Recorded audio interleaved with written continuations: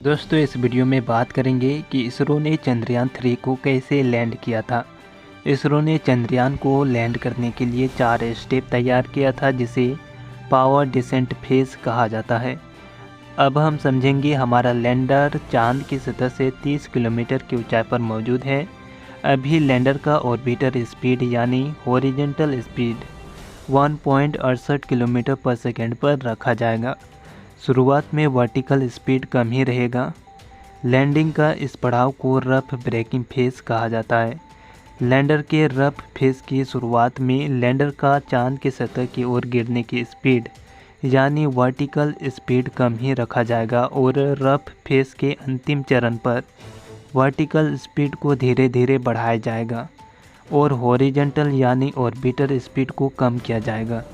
और ऐसा करने में विक्रम लैंडर 690 सेकेंड का समय लेगा और हॉरिजॉन्टल दिशा में 713.5 किलोमीटर की दूरी तय कर लेगा। इस समय जहां पर लैंडर होगा वहां से चंद्रमा की सतह 7.4 किलोमीटर ही रह जाएगा और इसी समय लैंडर को तिरछा पोजीशन से सीधा पोजीशन में आना होगा।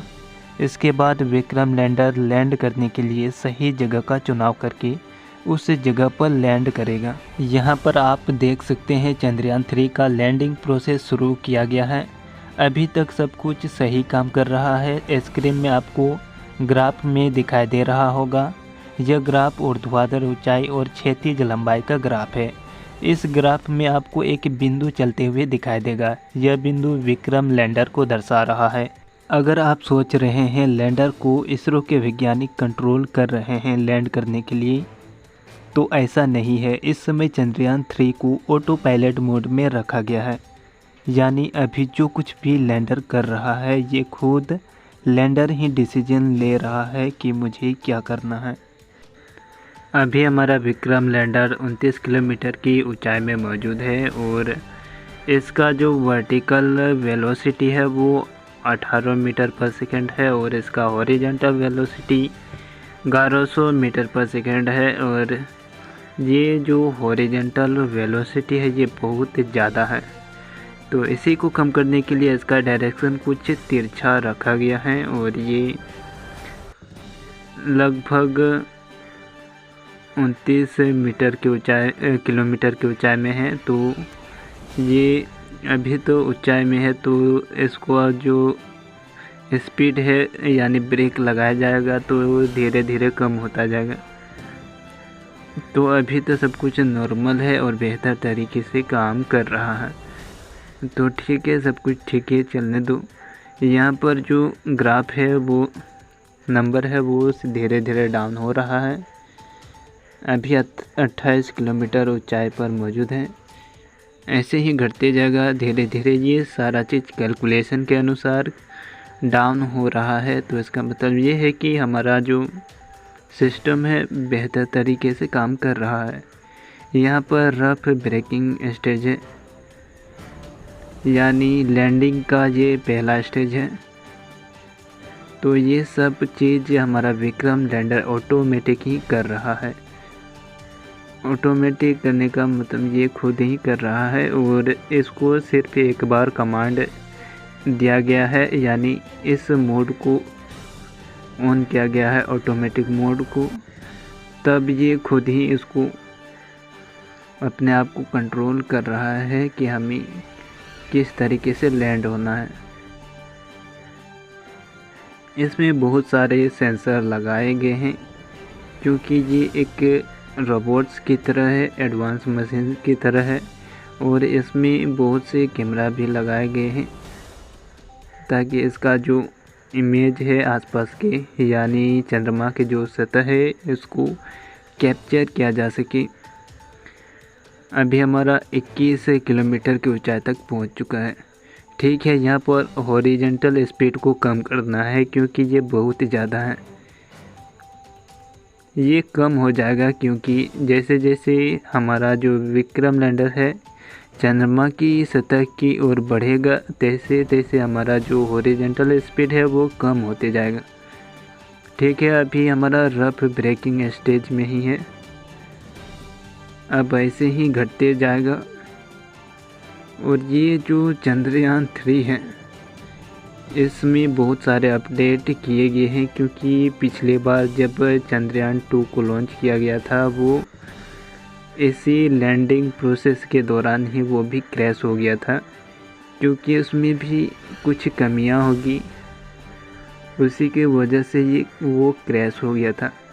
लेकिन उसमें जो कमियां था उसको दूर किया गया है और इसके बाद ही उसमें जो रिक्वायरमेंट थी, जो कमी थी, उसको इसमें डाल दिया गया है, यानी इसमें कोई कमी नहीं बचनी चाहिए और उसी को आधार बना करके इसका डिज़ाइन किया गया है। तो ये अभी नॉर्मल है सब कुछ।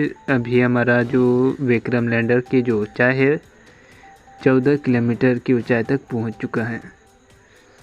यहाँ पर ग्राफ भी दिखा रखा है कि ये हमारा बहुत नीचे आ चुका है। हमारा विक्रम लैंडर लगभग चंद्रमा की सतह के करीब आ चुका है। ये धीरे धीरे लैंड करेगा, अभी नहीं करेगा, अभी इसका जो स्पीड कम होना होगा, यानी हॉरिजॉन्टल स्पीड, इसके बाद वर्टिकल स्पीड और इसके बाद हमारा क्या बोलते हैं उसको किलोमीटर एल्टीट्यूड, वो भी घटना चाहिए। तो अभी हमारा एल्टीट्यूड है 3 किलोमीटर, हॉरिजॉन्टल 200 किलोमीटर नहीं मीटर पर सेकेंड, अभी बहुत ज़्यादा कम हो चुका है। ठीक है, थोड़ा देर और इंतज़ार करते हैं, क्योंकि इसको 2 या 3 मीटर पर सेकेंड पर हॉरिजॉन्टल स्पीड को लाना होगा।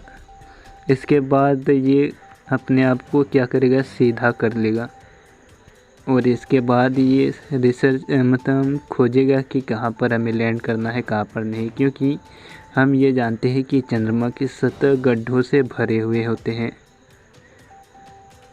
और ये स्कैन करेगा कहाँ पर लैंड करना, यानी ये जो स्कैन करेगा तब उस इमेज में गड्ढा का चित्र होगा और उसी को ये क्या करेगा, स्कैन करेगा, पहचानेगा और अगर उसको गड्ढा मिलता है तो वहाँ पर लैंड नहीं करेगा और क्या करेगा, यहाँ पर हॉरिजॉन्टल स्पीड है मीटर पर सेकेंड में दिखा रखा है, उसको क्या करेगा, बढ़ा देगा थोड़ा सा, तो ये आगे बढ़ जाएगा थोड़ा सा और वहाँ पर भी स्कैन करेगा नीचे की सतह को, फिर उसको चेक करेगा गड्ढा है या नहीं, फिर अगर नहीं मिलता है गड्ढा तो वहीं पर लैंड करेगा। ये विक्रम लैंडर का खुद का डिसीजन है। तो सब कुछ इसको समझा दिया गया है कि कैसे कैसे करना है, कैसे लैंड करना है, इसका सारा एल्गोरिथम उसमें प्रोग्रामिंग किया गया है।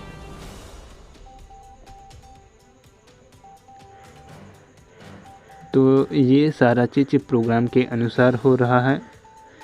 लैंड करने के बाद बहुत कुछ वहाँ पर काम करना बाकी है और उसी के अनुसार वहाँ पर काम किया जाएगा, जो कुछ भी करना होगा वहाँ पर किया जाएगा, लेकिन सबसे पहले लैंड होना ज़रूरी है।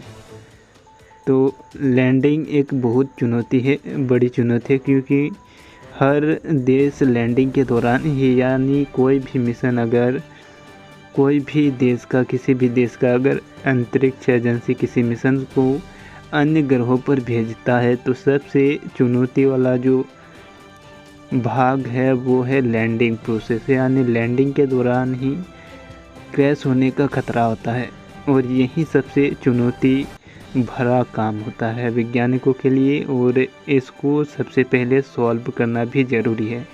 और यहाँ पर इसरो ने जब चंद्रयान 2 को खोया था तभी से इसने उस कमी को देखते हुए इसने जो चंद्रयान 3 में जो बदलाव लाए हैं वो है ऑटोमेटिक, यानी जब लैंडिंग करने का जो काम रहेगा, लैंडिंग करते समय ये खुद ही डिसीजन कर पाए, यानी ऑटोमेटिक ये खुद ही डिसाइड करेगा कि हमें लैंड कैसे करना है।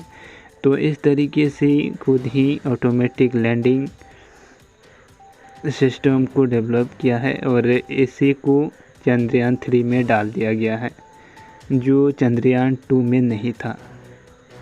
तो यही चंद्रयान 3 का सबसे बड़ा बदलाव है और शायद उसी वजह से अभी सॉफ्ट लैंडिंग हो पाया है।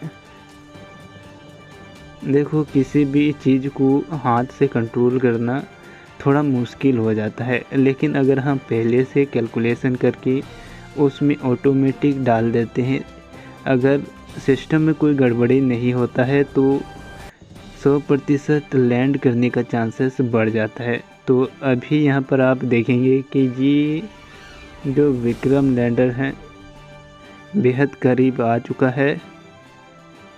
इसका जो एल्टीट्यूड अभी आप देखेंगे 158 मीटर तक पहुंच चुका है, तो बेहद करीब होगा। अभी क्या कर रहा है, सर्च कर रहा है कि हमें कहां पर लैंड करना है।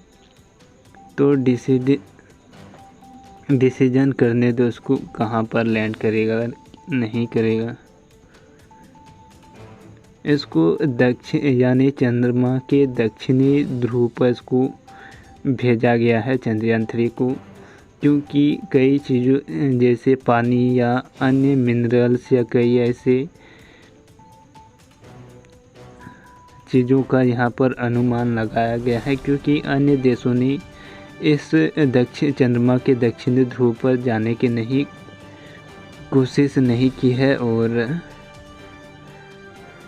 इसरो का जो प्रयास है वहाँ पर जाने का, और हमारा जो इंडिया का जो अंतरिक्ष एजेंसी इसरो है, इंडिया ही एकमात्र ऐसा देश है जिसने सबसे पहले दक्षिणी ध्रुव पर सॉफ्ट लैंडिंग की है।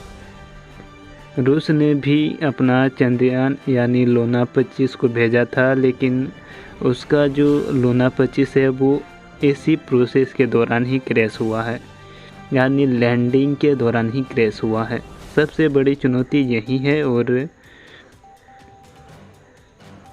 यहीं पर हर देश विफल होने का जो चांसेस है ज़्यादा होता है किसी भी देश को।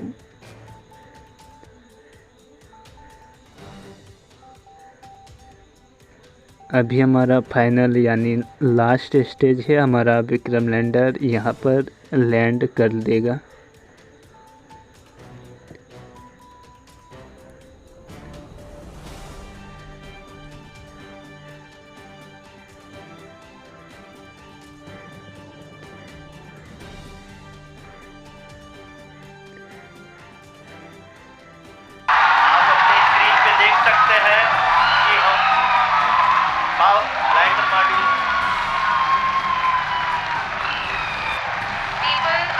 Applauding. Let us all wait to hear from the Secretary Department of Space and Chairman ISRO, Shri S. Somnath. Lander module पूरी तरह से सेफली और सॉफ्टली चंद्रमा के सतह पे लैंड हो चुका है। ये हम लोगों के लिए बहुत ही गर्व की बात है।